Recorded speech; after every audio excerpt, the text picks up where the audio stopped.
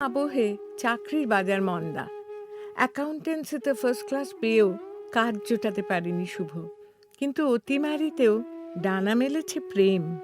আর তার জেরেই বুক ঠুকে ব্যবসায় নেমেছে মধ্যবিত্ত পরিবারের সন্তান শুভ। এবার লড়াই ব্যবসা দাঁড় করানোর, লড়াই ঈশার সঙ্গে প্রেমকে পরিণতি দেওয়ার। কিন্তু সম্ভব হবে কি?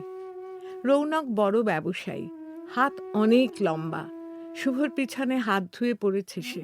কিন্তু শুধুই কি ব্যবসায়িক প্রতিদ্বন্দ্বিতা থেকে শুভর অফিসে রেড করিয়েছে রৌনক, নাকি তার দৃষ্টি পড়েছে ঈশার দিকেও?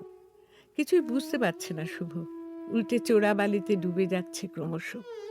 রৌনকের নোংরা দৃষ্টি বাঁচিয়ে ফের ফুল ফোটাতে পারবে সে ব্যবসায়? বাঁচাতে পারবে ঈশার প্রেমকে? আমি উর্মিমালা বসু নিয়ে আসছি আপনাদের জন্য পূরবী মান্নার লেখা এক অনবদ্য উপন্যাস।